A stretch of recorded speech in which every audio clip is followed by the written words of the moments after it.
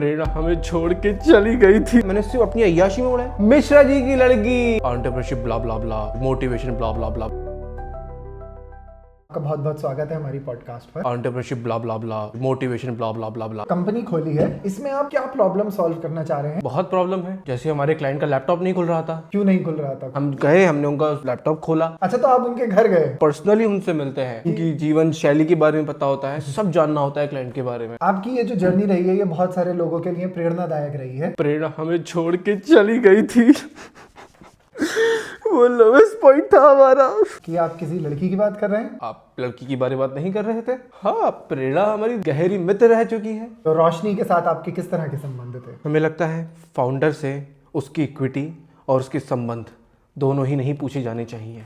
It's very very personal. अच्छा, तो ये बातें आपके लिए पर्सनल है, लेकिन क्लाइंट के चिपचिपे लैपटॉप खोलना वो आपके लिए पर्सनल है। वो क्यों पर्सनल नहीं है भाई? हमारा क्लाइंट है, उसकी सेवा करना हमारा हक है। वो हमें पैसे क्यों दे रहा है? अच्छा, तो वो आपको इस काम के पैसे देता है। वो ऐसी कौन सी बड़ी गलती थी जो आपने की? अपनी जीवन की सबसे इम्पोर्टेंट घड़ी बताना चाहूंगा। एक लड़का आया मेरे पास, वो मुझसे बोला एक आइडिया है, और हमें वो आइडिया बहुत इंटरेस्टिंग लगा। तो हमने कहा कि आइए हमारे साथ काम करिए, हमारे साथ प्रोडक्ट बनाइए। उन्होंने हमारे साथ प्रोडक्ट बनाया और बहुत अच्छा बनाया। अरे बहुत बहुत अच्छा। जी, और फिर हमने उनको बाहर निकाल दिया। लेकिन क्यों? देखिए, एक लड़का आया। हाँ, एक उसने लड़का आया, बहुत अच्छा प्रोडक्ट बनाया। उसने बहुत अच्छा प्रोडक्ट बनाया। तो बहुत ही अच्छा प्रोडक्ट बनाने के बाद वो इक्विटी और मांगने लगा हमसे। बोला कि और अच्छा। इक्विटी दो। हमने दी तो थी कितनी दी थी आपने? 0.2%। कि बाकी 99.8% आपके पास थी, जी बच्चे के पास 0.2% थी, बिल्कुल, और आपने उस पे भी निकाल दिया। बिल्कुल निकाल दिया। वो कह रहा था कि हमें 2% दो इक्विटी। ये कोई बात होती है? पर उसने मेहनत की थी, हमारी भी तो मेहनत थी उसको लाना और उसको वो तो समझाना। आपके पास खुद आया था। उसे मोटिवेट किया। अरे 98% तो हमें मिलना चाहिए ना, कि हमने इतना बड़ा ज्यादा मोटिवेशन किया उसे। हमने उस बेचारे लड़के का हक ले लिया। हक नहीं लिया है, हमने कंपनी ले ली। तारीफ तो आपकी बहुत होती होगी मीडिया में। बहुत ज्यादा तारीफ होती मैं है। आपकी तारीफ नहीं कर रहा था, ताना मार रहा था। ये रील्स बहुत बनाते हैं आप। देखिए, रील्स तो हम अपनी कंपनी के लिए बनाते हैं।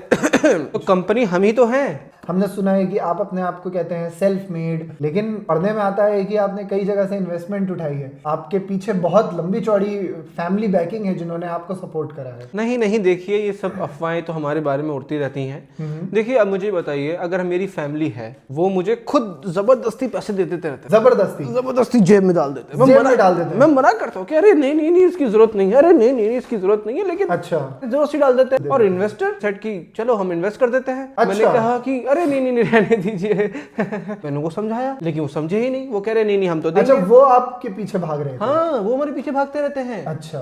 फिर जब उन्होंने इन्वेस्टमेंट दी तो मैंने सोचा कि नहीं, अब ये इन्वेस्टमेंट हम अपने प्रोडक्ट पे नहीं लगाएंगे, हम लगाएंगे लाइटों में। पेंट कर देंगे पूरा स्टूडियो, ऑफिस खरीद देंगे, सब खरीद देंगे, लड़कियां खरीद देंगे। आपको जो इन्वेस्टमेंट मिली, लाइटें और पेंट खरीदा। हाँ, और क्या, प्रोडक्ट पे तुमने लगाया। तो अब मुझे बताइए, हमने तो पैसे प्रोडक्ट में लगाए ही नहीं, क्या ये इन्वेस्टमेंट मानी जाएगी हमारे प्रोडक्ट के अंदर? टेक्निकली तो ये इन्वेस्टमेंट हुई ही नहीं। और मैंने अपने माँ बाप के पैसे देखो कभी प्रोडक्ट में नहीं लगाए। मैंने सिर्फ अपनी अय्याशी में उड़ाए। अगर हमारे कोई मेहमान आती हैं, कोई सहेलियां आती हैं, अच्छी सहेलियां आती हैं, उनके खाने पीने का इंतजाम कौन करेगा? इन्वेस्टर्स करेंगे। इन्वेस्टर्स करेंगे और मेरे घर वाले करेंगे, उनकी बैक करेगी। और एक दिन हमें अपनी ऑफिस की चाबी नहीं मिल रही थी। अरे ये तो बड़ी परेशानी की बात है। तो फिर मैं क्या फिर चाबी ढूंढता? मैंने ऑफिस ही ले लिया दूसरा। ऑफिस है वो किसके लिए है? वो हमारे एम्प्लॉइज के लिए है। वो सहेलियां ही तो एम्प्लॉइज हैं। अच्छा, तो आप एम्प्लॉयमेंट जनरेशन कर रहे हैं। हाँ। बहुत सारे लोग आपको एक लीडर की तरह देखते होंगे, क्योंकि आप मल्टीपल कंपनीज के सीईओ हैं। अगले 5 साल में किधर देखते हैं, क्या पाना चाहते हैं? अगले 5 सालों में प्रगति चाहता हूँ। अभी हम सिर्फ प्रगति के पीछे पड़े हैं, हाथ धो के पड़े हैं पीछे। मुझे लगता है मुझे प्रगति किसी हालत में भी चाहिए,